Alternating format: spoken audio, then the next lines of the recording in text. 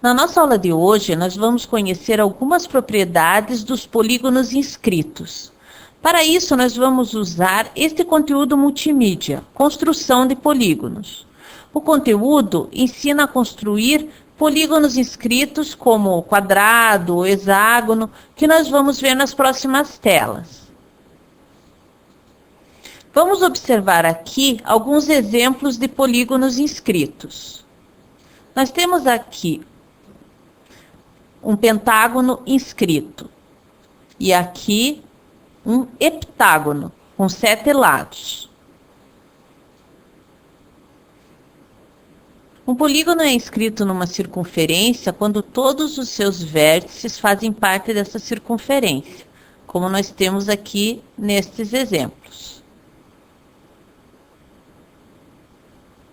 A principal informação que a gente tem sobre uma circunferência é a medida do seu raio.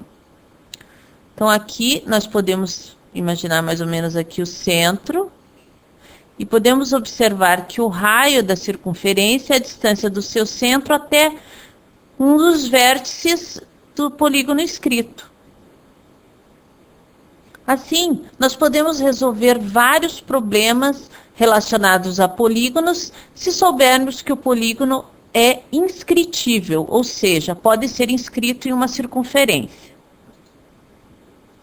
Os polígonos chamados polígonos regulares, que são aqueles que têm todos os seus lados com a mesma medida, são inscritíveis. Então, todos eles podem ser inscritos em uma circunferência. Nesta tela, nós vamos ver como construir um quadrado inscrito em uma circunferência.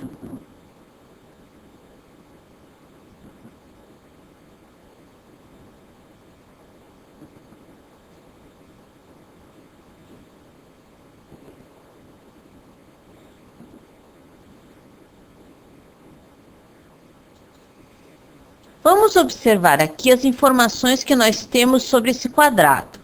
Nós temos aqui o raio da circunferência. Esse raio corresponde ao cateto de um triângulo retângulo, que corresponde a 1/4 da área do quadrado. Aqui também temos a medida do raio. Então, se nós soubermos o raio da circunferência, nós podemos calcular o lado do quadrado, porque ele é a hipotenusa desse triângulo retângulo. Também podemos fazer a operação contrária. Se soubermos o lado do quadrado, podemos calcular o raio da circunferência circunscrita a ele. Nesta outra tela, nós vamos acompanhar a construção de um triângulo inscrito.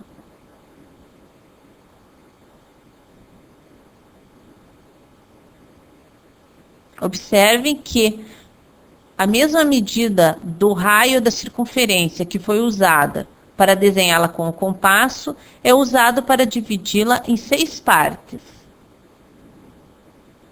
E assim temos a construção do triângulo.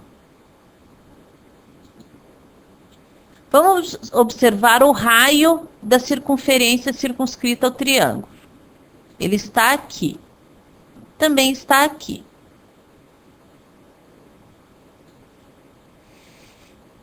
O ângulo formado nesse ponto aqui,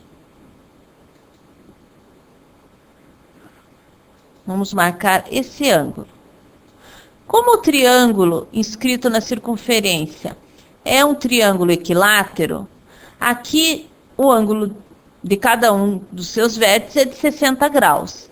E esse ângulo que eu marquei aqui é a metade de um desses ângulos, então ele mede 30 graus. Portanto, esse outro também mede 30 graus, e aqui temos um ângulo de 120 graus.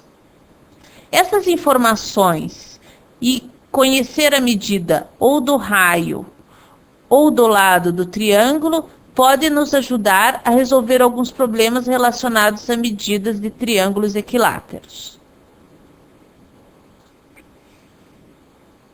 A construção de um hexágono é semelhante à construção do triângulo.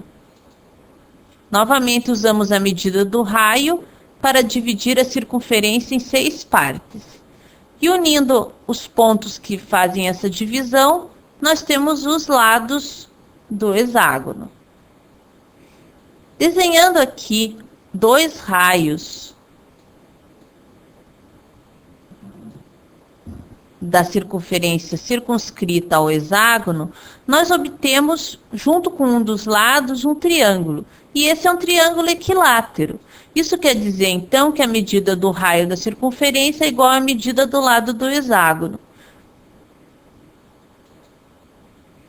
Podemos ver, então, que se nós observarmos as figuras com atenção, nós podemos usar propriedades da circunferência e propriedades dos polígonos, principalmente dos triângulos, para resolver problemas relacionados a outros polígonos.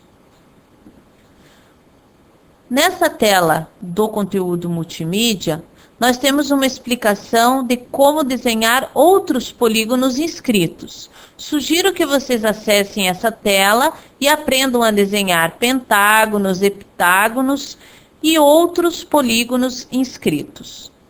Um abraço, então, e até a próxima aula de matemática.